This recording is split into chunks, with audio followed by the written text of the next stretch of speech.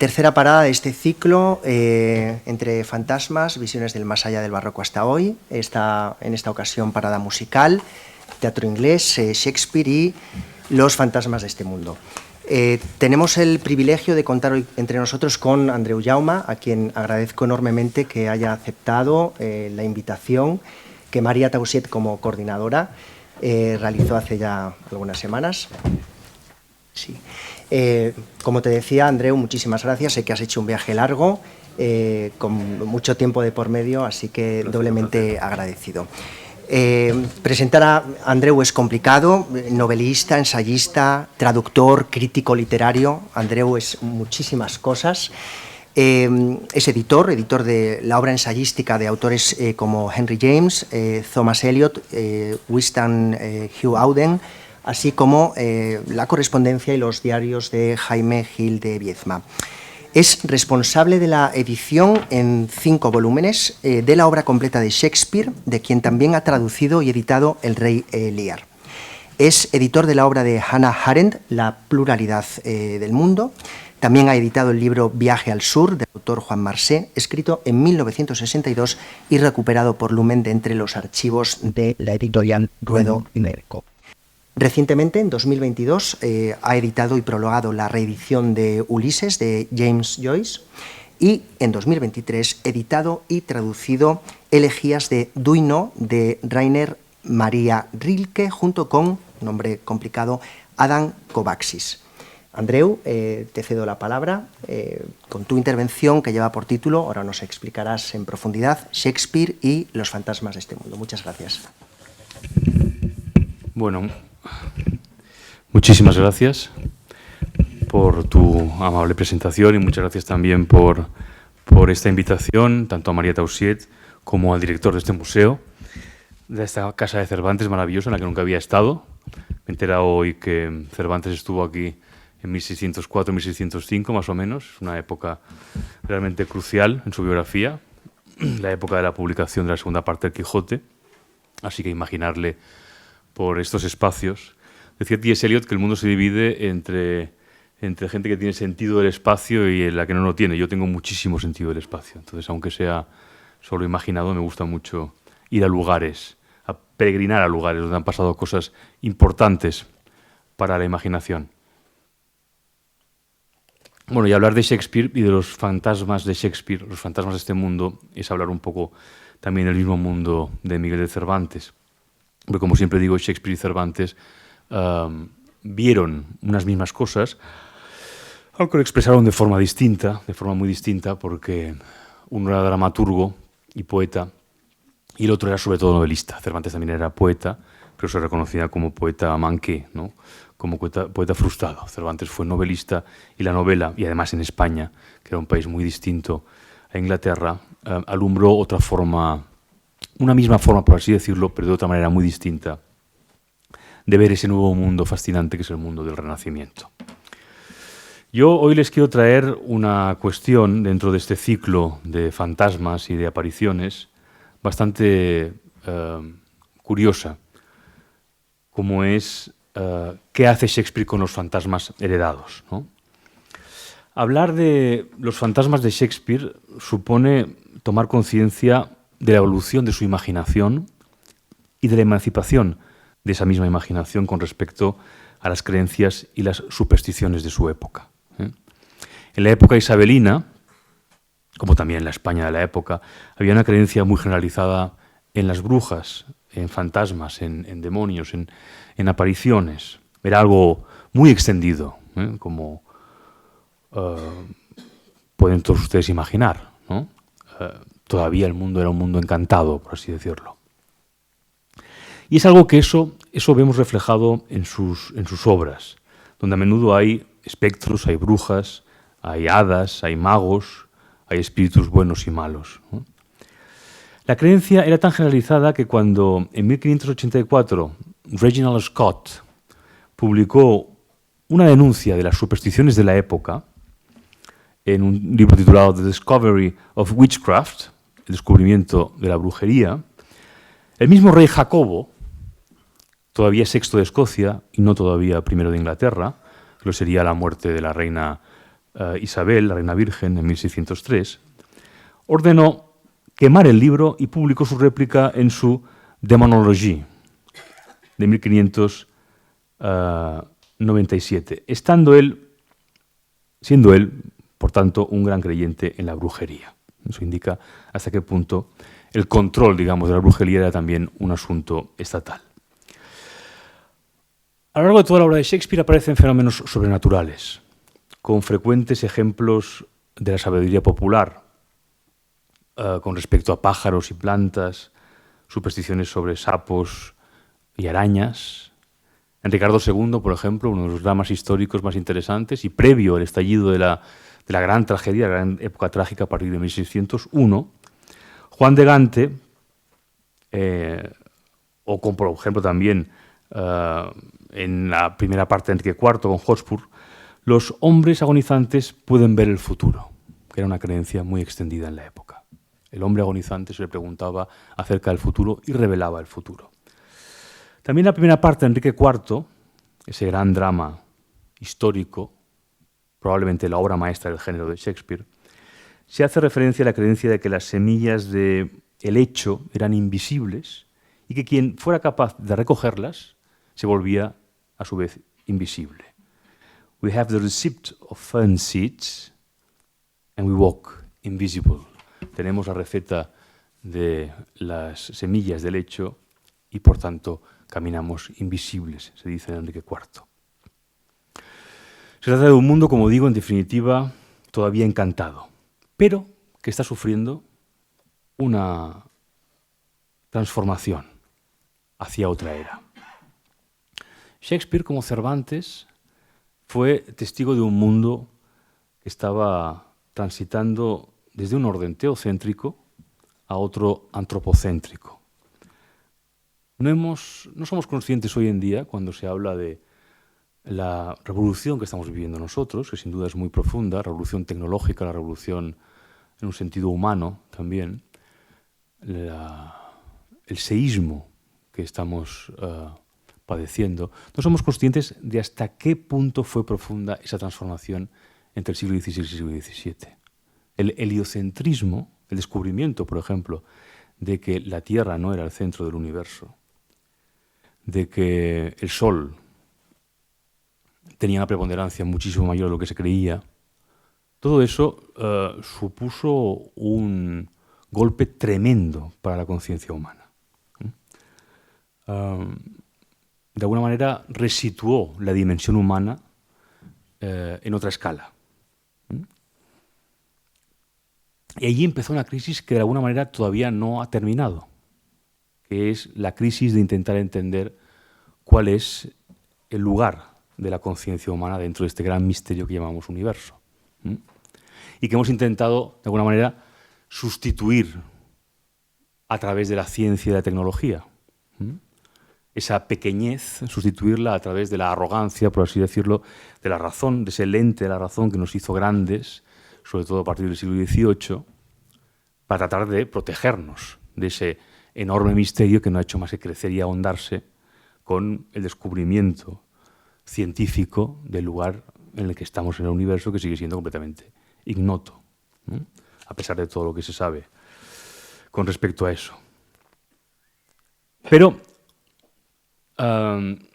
autores como Cervantes y como Shakespeare trataron de dar respuesta, por así decirlo, o representaron, sin ser conscientes muchas veces de que daban una respuesta a esa gran transformación que se sufría en el seno de la conciencia occidental,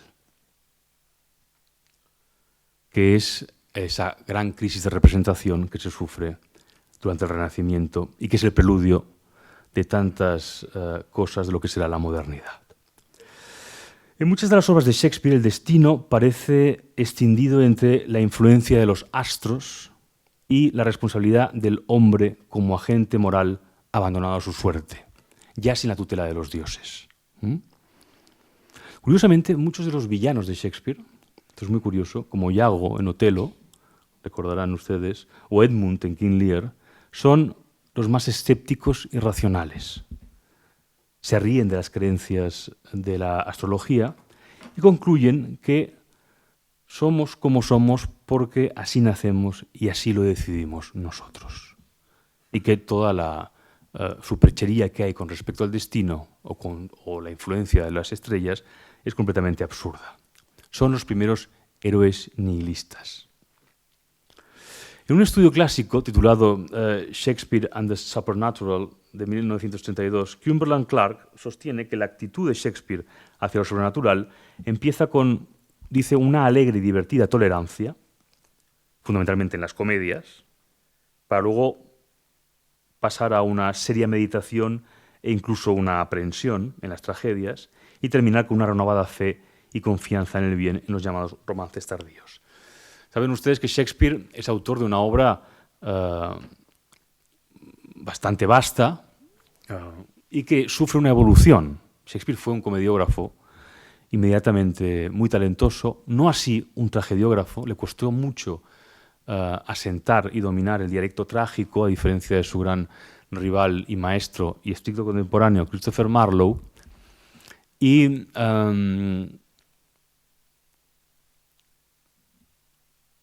al final de su carrera nos dejó una serie de obras, después de las tragedias, que son los llamados romances, según la nomenclatura crítica del siglo XIX, que son una especie como de comedias, pero con un trasfondo melancólico, más denso, en el que Shakespeare nos dejó su despedida, su mensaje, antes de retirarse y morir. Por tanto, la evolución del tratamiento del fantasma, desde las comedias a las tragedias y el romance, es en sí misma una prueba de cómo evolucionó el espíritu de Shakespeare y la imaginación de Shakespeare. A partir de esta evolución voy a tratar de exponer cómo Shakespeare se desembaraza de los viejos fantasmas para crear una magia nueva, solo humana, pero de una humanidad que ya no tiene nada que ver con la humanidad tecnificada de hoy en día. Y eso me importa subrayarlo. Fantasmas en un sentido puro, como espíritus de difuntos, aparecen en 5 de las obras de Shakespeare, sobre todo, aparte de que en muchas otras aparecen hadas, apariciones, pero fantasmas puramente, tal como entendemos el término, aparecen en Ricardo III, cuando los fantasmas de todos los que el rey Ricardo ha matado para hacerse con el trono, se le aparecen la noche de la última batalla para decirlo aquello que Javier Marías, recordarán, popularizó en una de sus novelas. Tomorrow in the battle think of me, and fall thy edgeless sword, despair and die. Mañana en la batalla piensa en mí, y que caiga tu espada sin filo, desespera y muere. En Julio César, el fantasma de César se le aparece a Bruto como su espíritu maligno y le promete que le verá en la batalla de Filipos. En Cimbelino, una de las obras tardías, uno de los romances, el fantasma del padre, la madre, los hermanos de Póstumo se le aparecen en la cárcel para pedirle a Júpiter que ayude a Póstumo. En Macbeth, recordarán, el fantasma de Banquo toma el asiento de Macbeth en el banquete, provocando el pánico y el remordimiento del asesino. También en Macbeth se producen las apariciones de las 3 brujas, al inicio de la obra. Esas apariciones que figuran una cabeza armada, advirtiendo a Macbeth contra Macduff, un niño ensangrentado que le asegura a Macbeth que nadie nacido de madre podrá hacerle daño, y un niño coronado con un árbol en la mano, asegurándole que no podrá ser derrotado hasta que el bosque de Birnam llegue hasta Dunsinane. Las apariciones vienen seguidas por 8 reyes futuros, que son la descendencia de Banquo, seguidos por el fantasma del propio Banquo.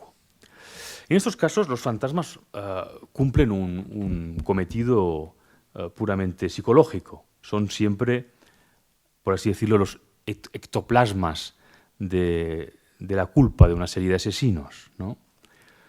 El más complejo, sin duda, es el caso de Macbeth, cuya imaginación proléptica, es decir, que anuncia lo futuro, es la que engendra esos fantasmas del futuro.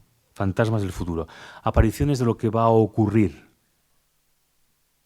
que son trasunto de sus temores internos. Si en Macbeth los fantasmas anuncian el futuro, en cambio, en Hamlet, el fantasma más conocido de su obra revela lo que ha ocurrido en el pasado. Recordarán ustedes que en Hamlet Hamlet es una obra que es la primera gran tragedia de Shakespeare, escrita y estrenada en 1601, en ese momento en que Shakespeare logra dominar el dialecto trágico, como digo, después de la experimentación que hacen los dramas históricos. Las primeras tragedias de Shakespeare son malas, hay que decirlo así. Tragedias como Tito Andrónico, que eran como tragedias gore de la época, en las que quería imitar desesperadamente a Marlowe. Se le nota mucho en la dicción, en la forma, aunque siempre se le escapan cosas cómicas, porque, como digo, tenía un talento cómico innato. Shakespeare no tenía formación universitaria, a diferencia de Marlowe, que formaba parte de los University Wits y se había formado en Cambridge. Pero poco a poco, y con mucho tesón, va dominando ese dialecto trágico y en Hamlet nos entrega su primera tragedia rotunda, que al mismo tiempo es una despedida del mundo de su juventud y del mundo de la comedia. Hamlet es una obra que en sí misma dramatiza ese tránsito de una era teocéntrica a otra antropocéntrica, el paso de la vieja Inglaterra católica, de la Merry England, representada por personajes como Falstaff, Enrique IV y otras obras, al principio de la fría racionalidad de la era protestante. La aparición del viejo rey es muy curiosa, porque si nos fijamos, el viejo rey se aparece en el castillo de Elsinore. Recordarán ustedes esa aparición, tantas veces recreada en el cine. Se aparece como un espectro que viene del purgatorio. Y el purgatorio es un ámbito escatológico propio del catolicismo, que el protestantismo elimina. Por tanto, Shakespeare nos está diciendo que ese espectro está apareciendo en un mundo católico todavía antiguo, de la vieja Inglaterra, encantada, que creía en ese tipo de espíritus y de apariciones, ¿no? Y luego, además, su hijo Hamlet, que escucha con mucha atención y reverencia las revelaciones que le hace su padre difunto acerca del verdadero origen de su muerte, que fue asesinado por su hermano Claudio, tío del príncipe de Dinamarca, para quedarse con el trono y casarse con su mujer, con Gertrudis. Esa revelación Hamlet la tiene que probar a través del arte, a través de la razón, porque también existía la creencia en la época isabelina de que los fantasmas podían aparecerse en forma de seres queridos, pero albergando un espíritu maligno. Entonces a Hamlet, los propios compañeros que ven como él esa aparición, le advierten de que eso puede ser una trampa mortal y que por tanto hay que desconfiar del fantasma. Así que Hamlet se ve en la obligación de verificar esas revelaciones en el orden sobrenatural a través de la creación, la puesta en escena de una obra dentro de la obra, que es La ratonera, esa obra que dirige y la que escenifica lo que el fantasma le ha revelado, la manera en que su padre fue asesinado, vertiendo veneno en el oído, y está esa maravillosa escena de los cómicos de la legua que vienen al castillo y a los que Hamlet les encarga esa obra. Y esa obra es la que desencadena después la culpabilidad del rey, nuevo rey Claudio, que se identifica en aquello y desencadena todo el drama, toda la tragedia. Hamlet, en ese sentido, como tantos personajes de Shakespeare, es un dramaturgo dentro de la obra. Un recurso con el que pone de manifiesto Shakespeare el desplazamiento moral y religioso que se está operando desde la autoridad de las escrituras, de la Biblia, a la emancipación de una escritura, de un arte literario que está explorando sus propios límites morales y políticos. Hay una expresión, un verso muy sintomático en el primer acto de Hamlet. Cuando está a punto de despedirse el espectro, el viejo rey le dice a su hijo, "Remember me, adieu, adieu, remember me". Adiós, adiós, recuérdame, dice. Bien, como saben ustedes, Shakespeare trabajó siempre sobre obras que ya existían. Apenas inventó, y probablemente ni siquiera los inventó, porque es que hemos perdido la referencia, dos obras que son Sueño, noche, verano, una comedia temprana, una gran comedia ya, y la última, La tempestad. Seguramente los modelos se han perdido, o quizá los inventó él, pero era muy raro. En la época los dramaturgos eran empleados de compañías teatrales y se dedicaban a hacer remakes de grandes éxitos, de grandes hits de la época. Y Hamlet lo había sido ya.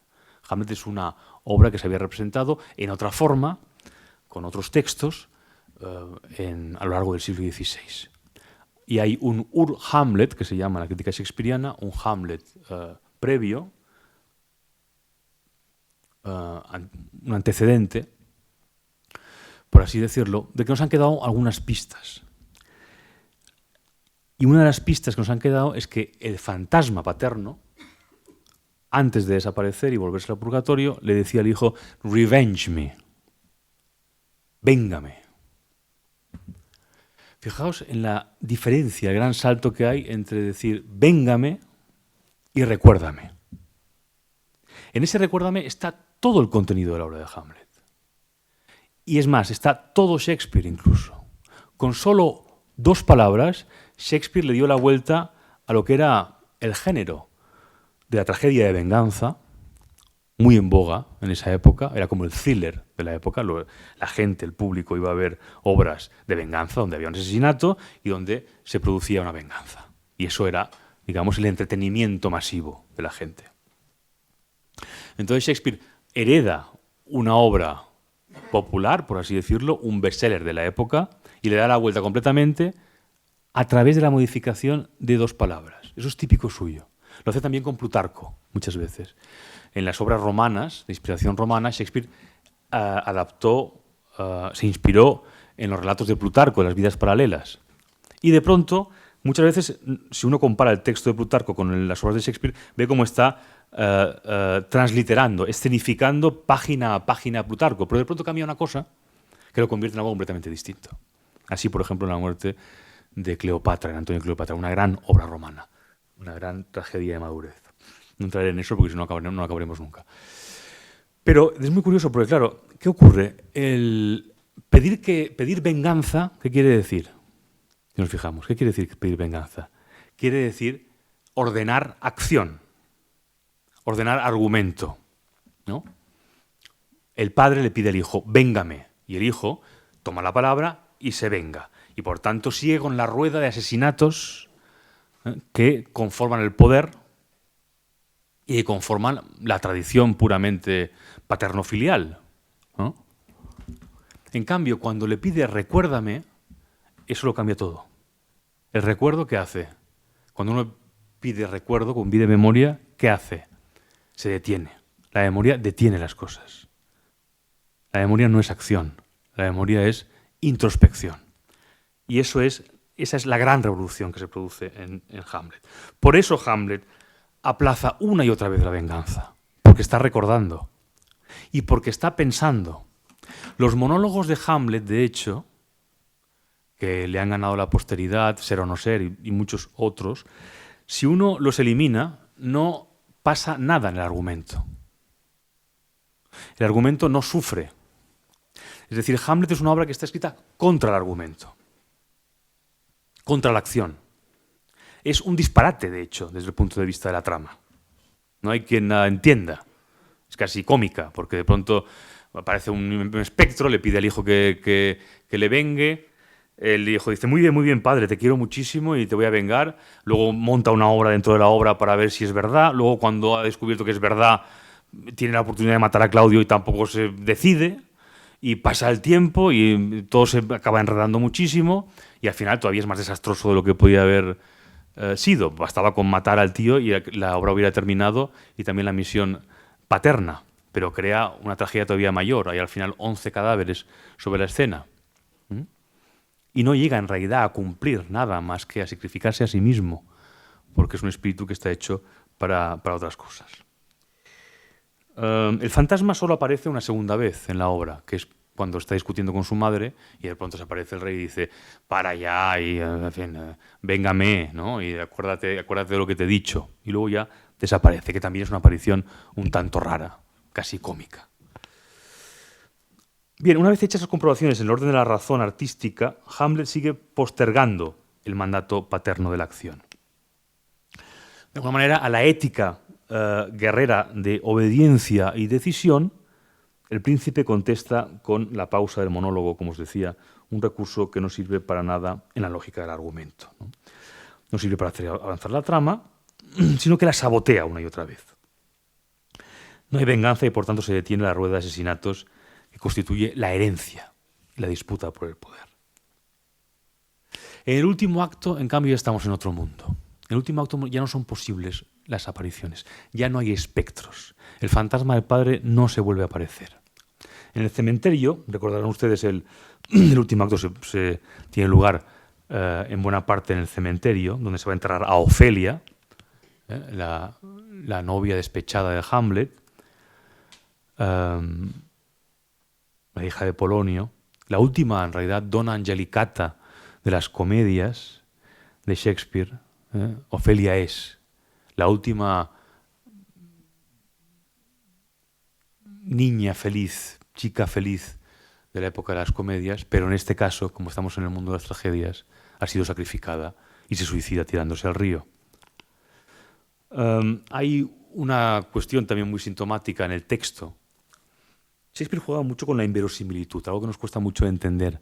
Nosotros somos hijos del realismo, que es una deficiencia imaginativa, por así decirlo.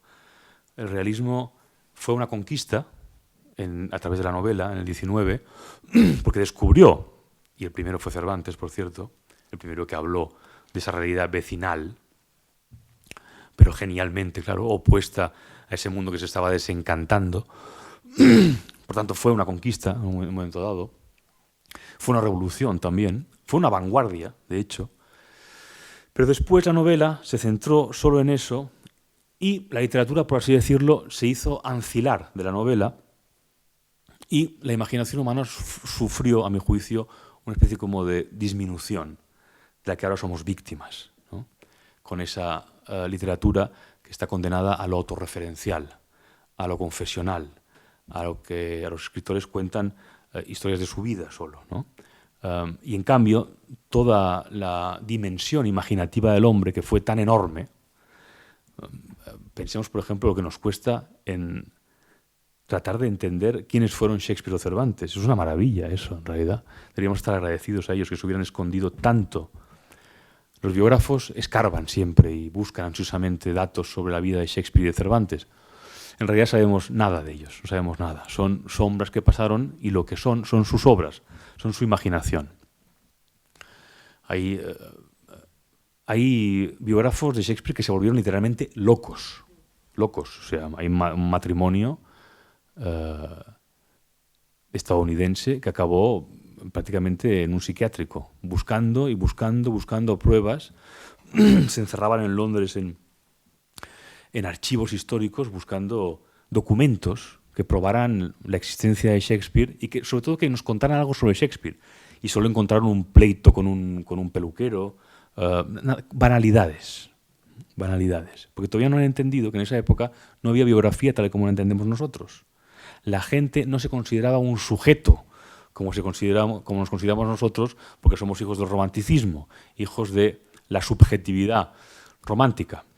Ellos, por fortuna, vivían en un mundo mucho más amplio, imaginativamente, y eran por eso más felices y más libres. Nosotros estamos encadenados, digamos, al ego y a las esclavitudes del ego, ¿no? Y decía que Shakespeare jugaba con la inverosimilitud, que es algo que a nosotros nos molesta mucho, hay muchos críticos que se lo reprochan, pero que pertenece, digamos, a ese ámbito donde la imaginación era muchísimo más amplia, ¿no? Shakespeare no observa ningún principio del realismo. En sus obras suenan relojes en la época romana, Milán tiene puerto, sus localizaciones geográficas no tienen absolutamente nada de naturalista. Y en Hamlet, el príncipe, al principio de la obra, tiene 17 años. Eso está clarísimo en el texto. Y al final de la obra tiene 33. Y en realidad pues han pasado unos meses o ha pasado un año como mucho, ¿no? Eso normalmente se juzga, como un error. No es un error, evidentemente. Yo creo que era algo intencionado por parte de Shakespeare, porque quería hacernos ver que hay un abismo entre el mundo del primer acto, donde se aparecen unos fantasmas, efectivamente, y el mundo del último acto, donde ya no pueden aparecer fantasmas. ¿Y qué es lo que aparece? pues la calavera, los huesos. La imaginación se ha desprendido de su pasado supersticioso y se enfrenta al frío de la tierra húmeda de los huesos y las calaveras. Recordarán la escena arquetípica de Hamlet, que es el momento en que el enterrador le dice que los huesos que está sacando son los de Yorick, que había sido el bufón de la corte de Elsinor, ¿verdad? Esa escena que siempre se representa a Hamlet equivocadamente diciendo ser o no ser con una calavera, en realidad es del último acto y es con Yorick. Y de pronto dice Hamlet, anda, Yorick, era el bufón cuando yo era pequeño. Y se acuerda de toda la maravilla de su infancia, de toda la luminosidad de esa época perdida precisamente, de esa época encantada, ¿no? Y dice, Hamlet le dice a Horacio, déjame ver, ay, pobre Yorick, yo lo conocí, Horacio, un sujeto de una gracia infinita, an infinite jest, de excelente fantasía, me llevó en su espalda 1000 veces y ahora qué aborrecible aparece en mi imaginación. Se me hace un nudo en la garganta de pensarlo. De aquí colgaban esos labios que besé no sé cuántas veces. ¿Dónde están tus bromas, tus piruetas, tus canciones, tus chispas de diversión que solían provocar las carcajadas de toda la mesa? ¿No hay ahora ninguna para burlarte de tu propia gracia? ¿Tienes un poco caída la mandíbula? Vete ahora a la alcoba de mi señora y dile que bien puede ponerse pintura de 1 pulgada de grueso. A esa figura ha de llegar. Hazla reír con eso. Fijémonos que aquí se ha producido una primera inversión. Ya no es el espíritu que sale del purgatorio, con la apariencia de una humanidad extinta, sino el despojo al que la imaginación reviste de nuevo de carne y le devuelve la gracia y las carcajadas de la vida. ¿Me explico? De pronto es la imaginación la que reviste de carne y de vida a la calavera, al despojo. Se trata en realidad, y a eso voy, ese es el centro, digamos, de esta charla, de una nueva aparición, de una nueva figuración. Un fantasma de este mundo, efectivamente, que representa la vida efímera, el bien perecedero y consuntivo, lo que Rafael Sánchez Ferlosio llamaba el bien perecedero y consuntivo frente a los valores eternos y adquisitivos. Sánchez Ferlosio tiene una larga teoría a lo largo de toda su obra. De hecho, toda su obra es un intento de combatir los valores eternos y adquisitivos y reivindicar la luz efímera, pero maravillosa del bien perecedero y consuntivo. Es decir, el fantasma, a diferencia de lo que ocurría en el primer acto, cuando todavía era un mensajero de la eternidad para la que se estaba preparando en el purgatorio, es ahora un heraldo de la vida mortal. Y eso supone una gran transformación en el orden de la representación humana, una gran revolución. A partir de ahí, Shakespeare no hará más que ahondar en esa forma de aparición, sin olvidar la antigua, pero para subrayar, para enfatizar esa nueva aparición. En El Rey Lear, su mejor tragedia, no solo su mejor tragedia, sino uno de los grandes milagros que ha dado la imaginación humana, una obra inexplicable. Hay momentos que eso es maravilloso. Le pasó a Cervantes con El Quijote. Hay grandes autores que de pronto son mejores que ellos mismos, ¿no? Uno ve cómo están trabajando en algo. Por ejemplo, uno puede explicar, por así decirlo, el talento de Shakespeare en algunas comedias. Uno puede explicarse el talento de Shakespeare en algunos dramas históricos. Ricardo II es una obra maravillosa. Enrique IV. Las romanas, por ejemplo, Julio César. Incluso Antonio y Cleopatra. Pero hay de pronto momentos, como le pasó a Cervantes con El Quijote, y a Shakespeare particularmente con El Rey Lear, en que esa imaginación alcanza unas dimensiones que son completamente inexplicables e insondables. Ahí ya somos incapaces de concretar el origen, de dónde viene eso, cómo lo hizo, cómo pudo llegar a concebir una obra de esa tal potencia, de ese tal calibre. Es un enigma lo que pensaba la gente, el pueblo, que iba al Globe Theatre en Londres a ver una obra de entretenimiento y se enfrentó al Rey Lear. ¿Qué debieron pensar frente a esa obra? ¿Qué pudieron ver? ¿Qué pudieron imaginar? Quizá mucho más que nosotros. pero es verdaderamente un misterio. Ahí se nota como a Shakespeare, por así decirlo, su talento, su mismo genio se le va de las manos. Es una obra, además, el Rey Lear, que no se entendió, no se asumió hasta el siglo XX. En el XVIII era tan dura, tan inasumible, tan tremenda. Recordarán ustedes, ¿no? El Rey Lear con su hija muerta, Cordelia, en brazos, y gritando aquello, ya no volverás nunca, nunca, nunca, nunca. Es un final tan trágico, tan terrible, que después de su estreno, a partir del finales del XVII, principios del XVIII, empezó a representarse con una versión edulcorada, obra de Nahum Tate. El propio Dr. Johnson, uno de los primeros grandes críticos de Shakespeare y primeros grandes editores de la obra completa, se confesaba incapaz de poder leer el Rey Lear hasta el final, y solo lo hizo una vez para la edición. Y es una obra, el Rey Lear, que no se representa en su integridad hasta muy entrado el XIX y ya plenamente en el siglo XX. Bien, pues el Rey Lear, aunque no hay propiamente fantasmas, recordarán que al principio de la tragedia el mundo está regido por un soberano del siglo más o menos siglo IX antes de Cristo, y que por tanto representa un orden arcaico, con un rey ungido por la divinidad, que retiene con su poder la unidad del país, que es a su vez el reflejo de un orden cósmico, armónico, plenamente integrado en la persona divina del rey, ¿no? Gloucester, el conde de Gloucester, uno de los personajes más interesantes de la tragedia, habla todavía de apariciones, de supersticiones, de eclipses, de que algo raro está ocurriendo en la tierra y de que se avecinan grandes turbulencias. Edmund, en cambio, como ya he comentado, el bastardo malvado que busca la ruina de Edgar, el hijo legítimo, no cree en esas supercherías y lo fía todo a la razón. Y Cordelia, la hija pequeña, por su parte, recordarán el principio de la obra del Rey Lear, ¿no? Cuando le dice, es como el principio de un cuento, aparece un rey que está a punto de dividir su reino entre sus tres hijas, y les dice a las tres hijas que a cambio de ese pedazo del reino le digan cuánto le quieren. Y bueno, las dos primeras hijas, que son muy hipócritas, le dicen que le quieren muchísimo, y que le quieren más que a sí mismas, más que al mundo, más que a las estrellas, y entonces el rey les da un pedazo generoso de la tierra. Y cuando le toca el turno a Cordelia, que es la pequeña y más querida, dice, "Nothing, my lord". Y dice el rey, ¿nada? ¿Cómo que nada? Habla otra vez, "Speak again". Y dice Cordelia, "Nothing, my lord. I love you according to my bonds, no more, no less". Nada, mi señor. Os amo de acuerdo con mis vínculos, ni más ni menos.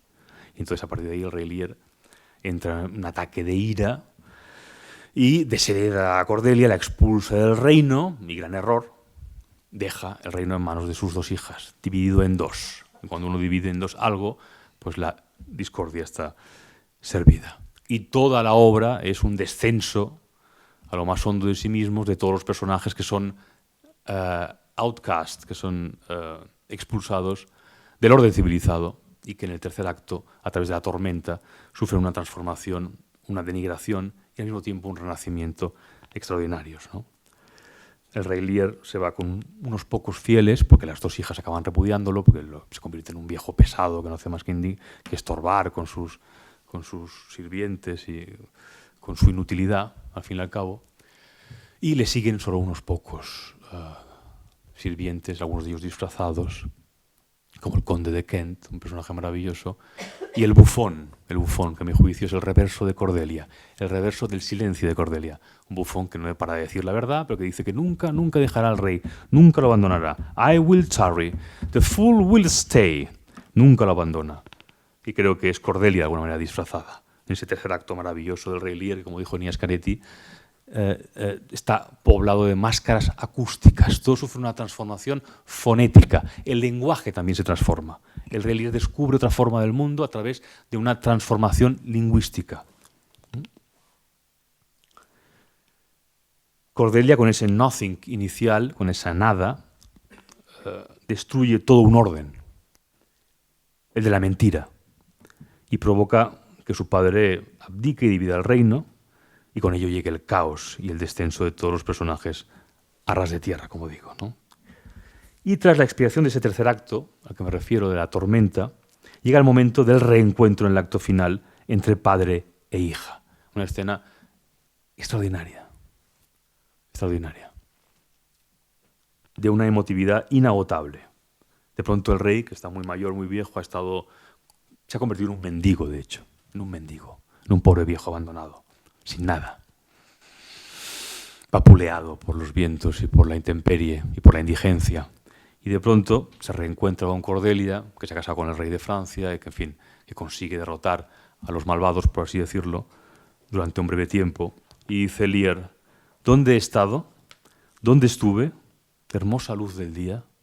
Estoy muy mal. Me moriría de pena si viera a otro así. No sé qué decir. No juraría que estas son mis manos. Veamos, siento este pinchazo. Ojalá conociera mi condición. Y Cordelia se arrodilla. Oh, miradme, Señor, y alzad las manos para bendecirme. Entonces el rey quiere arrodillarse también y la hija le impide que se arrodille. Dice: no, Señor, no debéis arrodillaros. Y Lear: os ruego, no os burléis de mí. Soy un viejo muy tonto y chocho, 80 y pico, ni una hora más ni menos. Y para hablar en plata, temo no estar en mis cabales. Creo que debería conoceros y conocer a este hombre, pero no estoy seguro, pues no sé muy bien qué sitio es este y toda mi cabeza no recuerda estas ropas ni sé dónde me alojé anoche. No riáis, pero tal como soy un hombre, creo esta dama sea mi niña Cordelia. Y Cordelia dice: y lo soy, I am. Y Lear le toca la cara y dice: son tus lágrimas húmedas. Sí, por Dios, ruego no lloréis. Si tenéis veneno para mí, me lo bebo. Sé que no me queréis, pues vuestras hermanas, según recuerdo, me han hecho daño. Buena causa teníais. Ellas no. Y Cordelia contesta: no hay causa, no hay causa. No cause, no cause. Es extraordinario. Es el cese del movimiento, el cese de la acción, el cese del argumento. Todo aquello que Shakespeare había indagado ya tan radicalmente en Hamlet, aquí todavía alcanza una profundidad mayor. Pero para lo que nos interesa, aquí, como verán, se ha invertido, por así decirlo, la majestad del principio de la obra. Es el rey quien se arrodilla frente a la hija, que a su vez impide que el anciano lo haga. Los dos quedan a un mismo nivel, a ras de tierra, apareciéndose el uno al otro, de otra forma que nunca habían visto, ni uno ni otro. Son una nueva manifestación de lo humano. Por eso Lear, en esta especie de nueva pietà que compone, cuando salga, por desgracia, un poquito más adelante con el cadáver de su hija en brazos, por una orden de Edmund, cuyo desmentido no llega a tiempo y la asesinan, podrá decir aquello que les decía de no volverás ya nunca, nunca, nunca, nunca. Ese quíntuple nunca, porque Coleridge dijo que hubiera dado toda su obra literaria a cambio de poder escrito ese verso, que es en realidad el epitafio de la edad moderna, ¿no? El epitafio de ese nuevo fantasma humano, esa especie de arcángel del recuerdo. Bien, si bien en las tragedias Shakespeare se dedicó sobre todo a mostrar el aspecto más oscuro y lúgubre de esta forma de ser humano, sin redención ultraterrena, sin amparo de los dioses, que de pronto desaparecen, como les digo, en sus últimas obras, en los llamados romances, ese testamento shakespeariano, el dramaturgo exploró la nueva magia que la condición nos procura. Si sabemos verla, claro. Ahí está toda la cuestión, si sabemos verla. El encantamiento del mundo no tiene por qué desaparecer cuando se liquidan determinadas leyes del poder religioso. Al revés, la fuerza mítica de la imaginación, ¿no?, puede vivirse con mucha mayor hondura. Es lo que demuestra Shakespeare en una obra como Cuento de invierno. A Winter's Tale, en inglés, era una expresión en la Inglaterra isabelina que significaba un cuento de fantasmas. Pues bien, Recordarán ustedes la trama de Cuento de invierno, que es una típica trama, digamos, de ambiente pastoril, dos reyes y una historia de amor y de celos, ¿no? Leontes, rey de Sicilia, y Políxenes, rey de Bohemia, que son amigos de la infancia. Leontes de pronto acaba sospechando de que su mujer Hermione le ha sido infiel con Políxenes. Políxenes hace un viaje a Sicilia y Políxenes dice que se tiene que ir, pero le dice, no, quédate un poco más, y entonces envía a su mujer para convencer a Políxenes de que se quede. La mujer lo consigue que se quede más tiempo, y entonces Leontes sospecha, ¿cómo has conseguido que se quede más tiempo? Creo que aquí hay algo raro, ¿no? Luego resulta además que Hermione está embarazada, y entonces sospecha que está embarazada de su amigo, entonces encierra a Hermione en la cárcel, donde da a luz a una niña, y cuando se la llevan, pues decide que la niña sea abandonada en los bosques. Luego Hermione se entera de la muerte de otro hijo suyo, tiene un gran disgusto y se muere. Y Leontes queda para siempre afectado. Y bueno, hay una trama bastante rocambolesca, como siempre, propia de las comedias de Shakespeare, con muchas mascaradas, ¿no? Las obras de Shakespeare siempre siguen más o menos un mismo patrón. En las comedias, sobre todo también en las tragedias, como hemos dicho ahora en el Rey Lear, al principio hay un orden que se ve alterado por alguna cuestión, ya sea una infidelidad, ya sea un asesinato, ya sea un destronamiento, y luego todos esos personajes son obligados a ir a un ámbito exterior a la civilización, normalmente pues a un bosque, a un lugar, como digo, natural, y en ese orden natural todos los personajes sufren una transformación y al final encuentran una nueva visión tanto del mundo como de sí mismos. En la tragedia es una visión, digamos, sin redención posible, es la muerte absoluta, y en las comedias y en los romances tardíos, en cambio, hay una expiación y hay una propuesta moral muy honda. Shakespeare se quiso despedir, como les decía al principio, con un mensaje. La situación creada por los celos de Leontes podría haber provocado una situación trágica, como en Otelo, que son dos obras, de hecho, Cuento de invierno y Otelo, que tienen muchos paralelismos. Pero aquí estamos en ese mundo de la reconciliación, que les decía, del último mensaje de Shakespeare.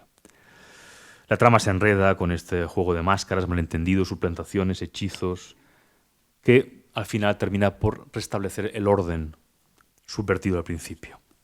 La niña abandonada en el bosque, se llama Perdita, como perdida, acaba siendo adoptada en Bohemia, en el reino, digamos, rival, donde se enamora de Florizel, el príncipe heredero, con quien se casa. Digo que son argumentos heredados y muy propios, digamos, de la imaginación pastoral de la época.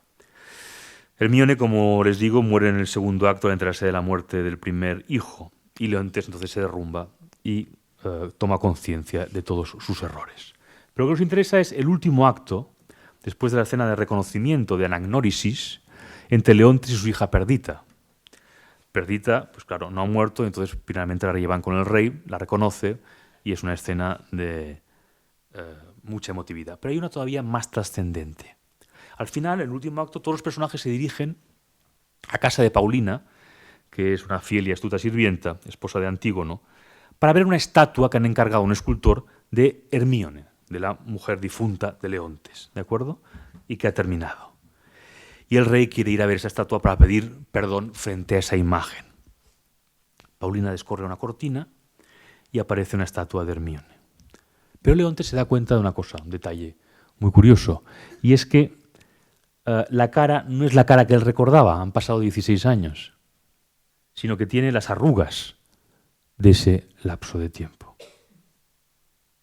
Y dice Leontes, obra maestra, hay una magia en tu grandeza que me evoca los males que cometí y parece apoderarse del espíritu de mi hija.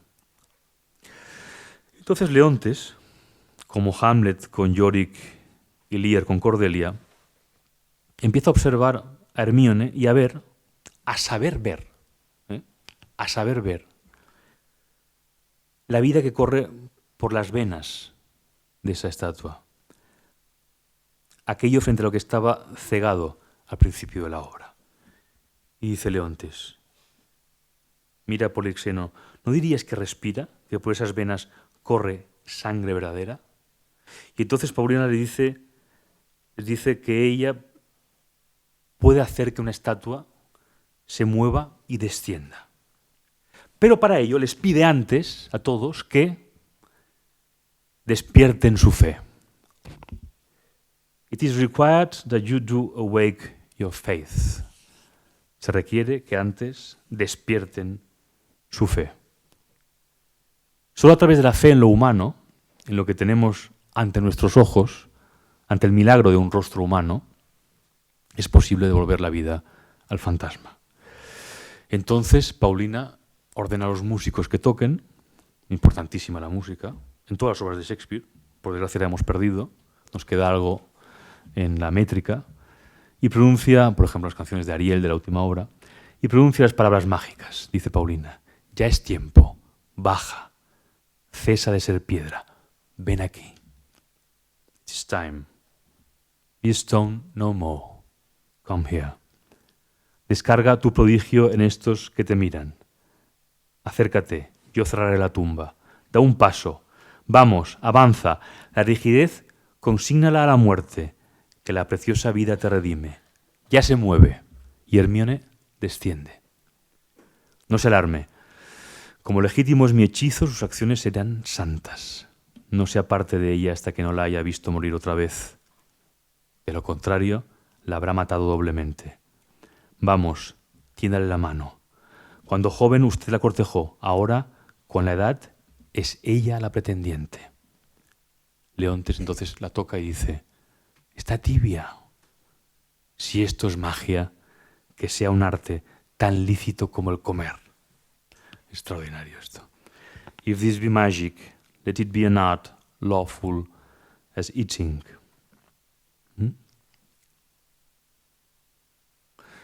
Shakespeare juega con una tremenda ambigüedad en toda la obra y con el poder de la imaginación. Hermione ha muerto realmente en el segundo acto.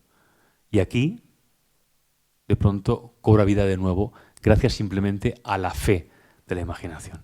Todo aquello frente a lo que había estado cegado su marido Leontes en el primer acto, lo mismo que ocurría en las tragedias, ¿verdad? Y en las comedias, se revela aquí con toda su fuerza. If this be magic, let it be an art lawful as eating. Que sea tan lícito como el comer, como lo más normal, como una función fisiológica. Bueno, todo esto tiene su conclusión en la última obra que escribió Shakespeare, la última que completó. Bueno, escribió una última con un joven dramaturgo que se llamaba John Fletcher, Enrique VIII, pero digamos la última que completó antes de retirarse a solas es La Tempestad, que es la cifra, la ecuación de toda su obra, ¿no? Recordarán que el Próspero, La Tempestad es la historia de Próspero, ese mago, esa especie como de Fausto afirmativo, que en lugar de vender su alma por la inmortalidad, renuncia a su magia en favor del amor. Próspero, el duque de Milán, señor de los libros, es depuesto como duque de Milán por su hermano, porque considera que Próspero no atiende a los deberes ejecutivos, pues está todo el día estudiando y leyendo. Entonces lo destierra y Próspero se va con su hija Miranda, que tiene apenas 3 años, los dos solos, a una isla desierta. Una isla desierta donde solo se encuentran con una bruja, Sycorax, que ha encerrado a un espíritu benigno, Ariel, en un árbol. Próspero libera ese espíritu, y con el hijo de Sycorax, que es esa bestia anfibia, mitad hombre, mitad bestia, que es Calibán, al que Shakespeare enseña el lenguaje. Y gracias a eso, dice Calibán, sé cómo maldecir, puedo maldecir, ¿no? Y en fin, y toda la historia de La Tempestad no es más que el intento de Próspero por restaurar el orden alterado al principio, por devolver el orden que se le ha sustraído. Y entonces provoca esa tempestad al principio de la obra que hace que todos los personajes que le han perjudicado aparezcan en la isla, los dispersa por allí y sufran distintas peripecias. Unos crean que han muerto, que se han perdido entre ellos, hasta que al final los reúne a todos, les hace ver su falta y les perdona, ¿no?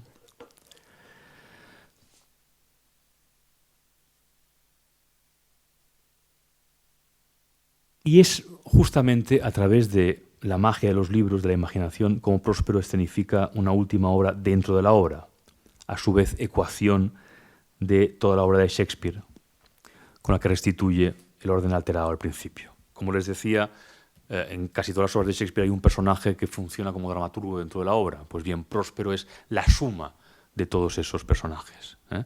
Y La Tempestad es la única obra, de hecho, de todo Shakespeare, que está a punto de convertirse en mito. Hay una cuestión muy curiosa entre Cervantes y Shakespeare, una diferencia. A veces cuando me preguntan en quién era mejor, si Cervantes o Shakespeare, es una pregunta que gusta mucho a la gente, sobre todo cuando viajas. Cuando he dado conferencias en Inglaterra, a veces sobre Shakespeare y Cervantes, me preguntan muchas veces, ¿quién era mejor, Cervantes o Shakespeare? Bueno, una pregunta no infantil, pero comprensible. Siempre digo que son complementarios, porque es verdad que Shakespeare tuvo mucho más alcance como autor que Cervantes, que tiene sobre todo una gran obra. Bueno, también evidentemente hay genio y talento en toda su obra, pero sobre todo es El Quijote y las novelas ejemplares, a mi juicio, ¿no? En cambio, Shakespeare es autor de muchísimas obras dramáticas extraordinarias, es decir, tiene muchos más personajes, tiene mucha más variedad.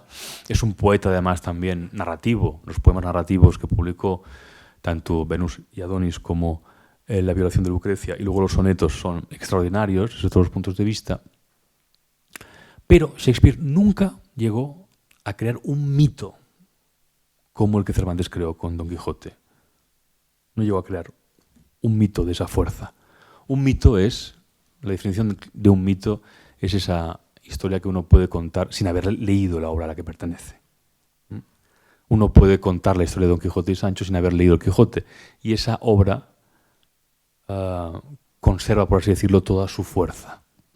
Eso lo consiguen muy pocos autores y todavía muy pocos menos en la modernidad. Es mucho más frecuente en la antigüedad. La modernidad cuesta cada vez más. Uno de los últimos en hacerlo fue Kafka. Kafka todavía consigue crear obras que uno puede contar sin que pierdan toda su fuerza, sin haber leído el libro. Por ejemplo, la historia de El Castillo o del Proceso o de la Metamorfosis, la transformación, ¿no? Pero la obra a la que más se acercó Shakespeare a crear un mito fue La Tempestad. Auden, el gran poeta Auden, que era un gran especialista en Shakespeare también, decía que Shakespeare dejó la obra hecha un desastre. Y en un sentido, digamos, estrictamente dramatúrgico, quizá tenga razón, porque es una obra, digamos, muy esquemática en muchas cosas, hay escenas que están desarrolladas, pero creo que en el fondo eso juega a favor de esa condición de mito. No lo consiguió porque Próspero, el nombre de Próspero, ni de Ariel, ni de Miranda, tiene la categoría, no tiene la fuerza que han conseguido Don Quijote y Sancho, pero estuvo a punto de conseguirlo. La isla de Próspero, que es toda la isla, todo el espacio de la imaginación shakespeariana, es un espacio en sí mismo de vocación mítica. Pero como les decía, la tempestad que provoca Próspero con su magia logra reunir a todos los protagonistas del drama, y son en realidad representantes de toda la obra de Shakespeare, víctimas de la ambición, el poder, la corrupción, y obligarles a sufrir una ordalía, como siempre en sus obras, y a rasgar con ella el velo que ciega su visión del mundo y renunciar así a sus miserias y sus vanidades. El perdón de Próspero no es, de todos modos, el último mensaje que nos dejó Shakespeare. Miranda, la hija, llegó, como les decía, a la isla con su padre con apenas 3 años. Y no ha visto nunca a la humanidad. Eso es extraordinario. Nunca ha visto a la humanidad, salvo su padre. Y luego a Fernando, que es de quien se enamora. El padre deja que la hija se enamore de Fernando. Pero al final, Próspero sabe que le queda un último cometido y le muestra a Miranda los distintos protagonistas de la tempestad, que son representantes de toda la humanidad. Miranda nunca ha visto variedad humana. Y es entonces cuando Miranda exclama los famosos versos: "Oh wonder how many goodly creatures are there, how beauteous mankind is, oh brave new world that has such people in it". Oh maravilla, cuántas maravillosas criaturas hay ahí, qué bella es la humanidad. Oh valiente, extraordinario nuevo mundo que alberga personas así. Bien, como ven, se trata de la última aparición en la obra de Shakespeare. El fantasma total que representa a todos los fantasmas descubiertos en su obra, los fantasmas de esta vida, de este mundo, ¿no? Y después de oír a su hija decir esas maravillosas palabras, esos versos de celebración de la humanidad, próspero, algo casi nunca se cita, pero se dice para sí mismo casi, por lo bajo, "'Tis new to thee", es nuevo para ti, es nuevo para ti. Con lo cual le está diciendo, te queda mucho por ver, yo me estoy retirando, ya no es nuevo para mí, ¿no? Es una celebración de la inocencia de su hija, la inocencia que se renueva cada vez con cada nacimiento, pero al mismo tiempo una constatación de que él está a punto de eclipsarse. Y ese fue el mensaje de Shakespeare. Eso es lo que se opone directamente a esta humanidad tecnificada, digamos, que sufrimos hoy y que cada vez tiene una imaginación más disminuida. Ese fue el mensaje de Shakespeare. Solo el arte, la literatura, la imaginación nos permiten vernos a nosotros mismos y al mundo tal como es. Muchas gracias.